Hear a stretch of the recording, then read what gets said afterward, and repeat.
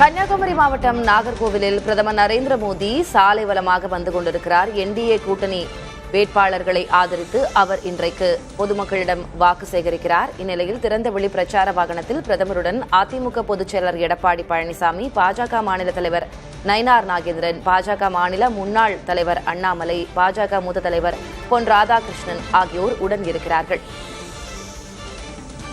வேப்பமூடு சந்திப்பிலிருந்து எம்ஜிஆர் சிலை வரை இருக்கக்கூடிய 1.5 கிலோமீட்டர் தூரத்தை அவர் சாலை வலமாக கடக்கிறார். பலத்த பாதுகாப்பு ஏற்பாடுகள் செய்யப்பட்டிருக்கக்கூடிய சூழலில் சாலையின் இருபுறங்களிலிருந்தும் பொதுமக்கள், தொண்டர்கள் பிரதமர் நரேந்திர மோடிக்கு மலர்களை தூவி கையசைத்த வண்ணம் உற்சாக வரவேற்பு அளித்து வருகிறார்கள்.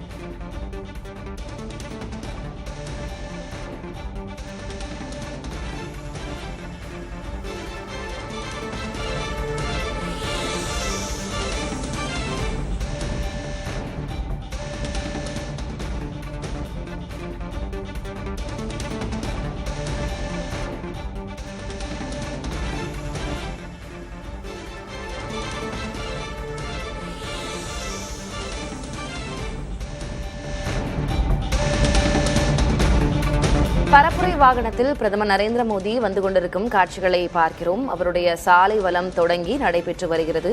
கூடுதல் விவரங்களை வழங்குவதற்காக செய்தியாளர் கோகுல் இணைந்திருக்கிறார். கோகுல், கன்னியாகுமரி மாவட்டத்தில் பிரதமர் இன்றைக்கு சாலை வலம் மேற்கொண்டு வருகிறார். கன்னியாகுமரி மாவட்டத்தின் சட்டப்பேரவை தொகுதிகள் எத்தனை? அங்க என்டிஏ கூட்டணி சார்பாக, அதில் பாஜக சார்பாக களம் காணும் வேட்பாளர்கள் யார் யார்? வணக்கம் திலகவதி. அதாவது வேப்பமூடு சந்திப்பில் தொடங்கிய பிரதமரினுடைய ரோடு ஷோ தற்போது ஸ்டேடியம் பகுதியில் வந்து கொண்டிருக்கிறது. குறிப்பா கன்னியாகுமரி மாவட்டத்தை எடுத்துக்கிட்டோம் அப்படின்னா 6 சட்டமன்ற தொகுதி இருக்கு. கன்னியாகுமரி, நாகர்கோவில், குளச்சல், பத்மநாபபுரம், கிள்ளியூர், விளவங்கோடு என 6 சட்டமன்ற தொகுதி இருக்கு. இப்போ கன்னியாகுமரி சட்டமன்ற தொகுதியில அதிமுக சார்பில் தளவாய் சுந்தரம் போட்டியிடுகிறார். நாகர்கோவில் சட்டமன்ற தொகுதியில பாஜக சார்பில் எம்.ஆர். காந்தி போட்டியிடுகிறார். குளச்சல் சட்டமன்ற தொகுதியில சிவகுமார் போட்டியிடுகிறார். பத்மநாபபுரம் சட்டமன்ற தொகுதியில ரமேஷ் போட்டியிடுகிறார். கிள்ளியூர் சட்டமன்ற தொகுதியில நிவின் சைமன் போட்டியிடுகிறார். விளவன்கோடு சட்டமன்ற தொகுதியில விஜயதரணி போட்டியிடுகிறார். அதாவது குறிப்பா இந்த 6 சட்டமன்ற தொகுதியில 4 சட்டமன்ற தொகுதியில் பாஜக நேரடியாக போட்டியிடுகிறது. கிள்ளியூர் சட்டமன்ற தொகுதியில தமிழ் மாநில காங்கிரஸ் சார்பில் நிவின் சைமன் போட்டியிடுகிறார். அவரும் பாஜகவினுடைய சின்னத்துலதான் போட்டிருக்கிறார், தாமரை சின்னத்தில் போட்டியிருந்தார். அது மட்டும் இல்ல, கன்னியாகுமரி தொகுதியில அதிமுக சார்பில் தளவாய் சுந்தரம் போட்டியிருக்கிறார். எனவே இந்த 6 சட்டமன்ற தொகுதியில ஒரு தொகுதி அதிமுகவும், 4 தொகுதிகள் பாஜகவும், ஒரு தொகுதியில தமிழ் மாநில காங்கிரஸ் தாமரை சின்னத்திலும் போட்டியிடுகிறது. இந்த 6 வேட்பாளர்களை ஆதரித்துதான் தற்போது பிரதமர் இந்த ரோடு ஷோ மேற்கொண்டிருக்கிறார்.